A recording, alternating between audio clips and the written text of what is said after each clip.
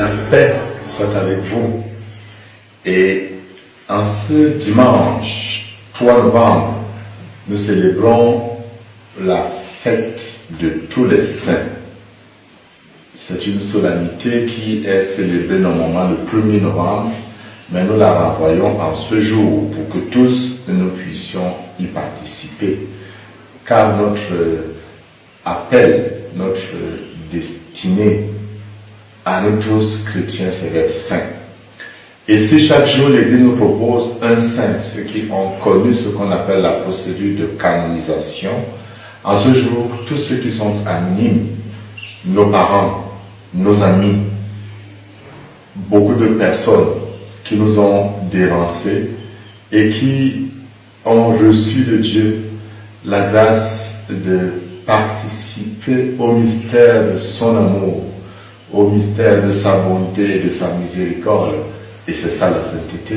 Tout cela donc, l'Église nous donne aujourd'hui de les célébrer, de les vénérer, de les regarder, de les imiter.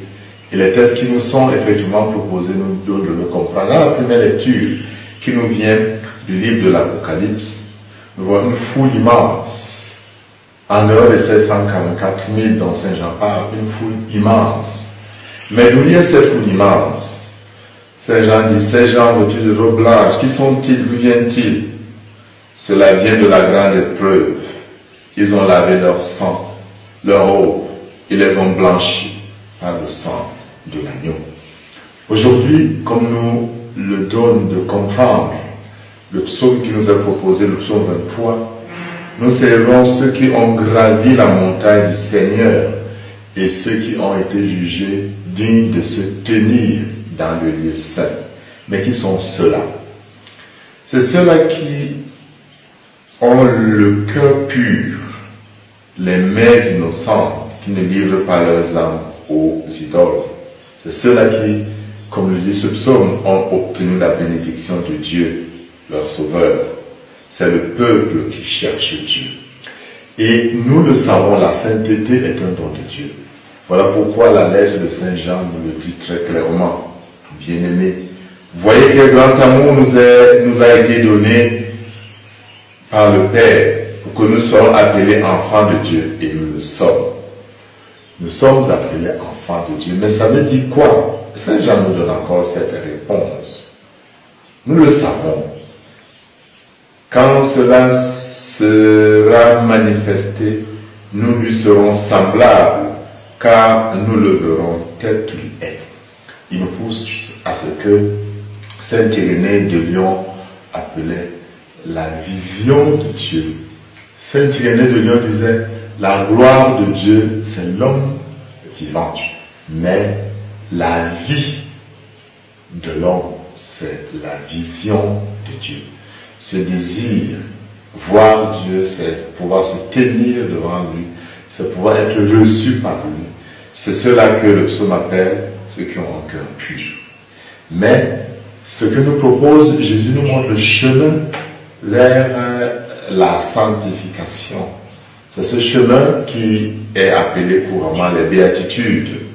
Dans l'évangile selon saint Matthieu, ils nous sont proposés comme un sermon que Jésus, ayant gravi une montagne, s'est assis et il a délivré à ses disciples. Heureux les pauvres, c'est la toute première.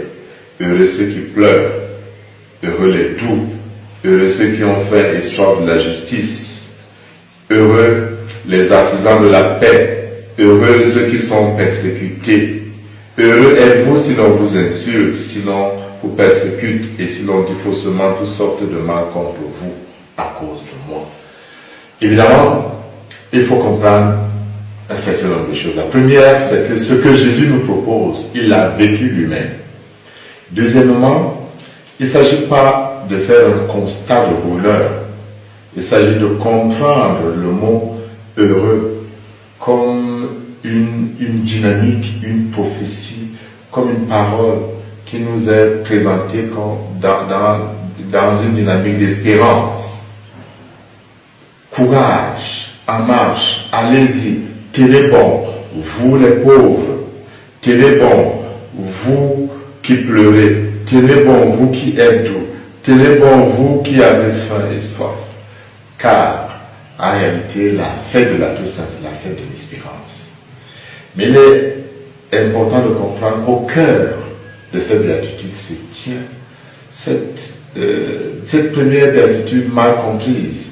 Dieu n'exalte pas la misère. Ce que Dieu exalte, c'est ce que la Bible nous a présenté comme les anaïs, ces pauvres, ces petits, qui savent qu'il manque quelque chose, qui désirent donc être comblés par Dieu, qui ne sont pas suffisants ni orgueilleux. C'est ceux-là qui peuvent participer à la vie de Dieu. En ce jour, rappelons-nous une chose. Deux d'ailleurs. La première chose, c'est que beaucoup de ceux que nous avons connus participent déjà à la gloire de Dieu. Nos parents, nos grands-parents, des catéchistes merveilleux, des gens simples, et aussi des prêtres, des évêques merveilleux, pas seulement ceux qui sont canonisés comme Saint Jean-Paul II que nous avons connus, mais aussi que tous nous sommes appelés à suivre le même chemin pour arriver un jour à être de ceux-là qui participent à la vie divine. Au-delà de nos hauts et de nos bas, la vie étant toujours comme l'électrocardiogramme, puissons-nous entrer dans une dynamique positive qui nous portera un jour à voir Dieu. Et comme le dit la lettre de Saint Jean, quiconque met en lui l'espérance sera pur comme il est pur.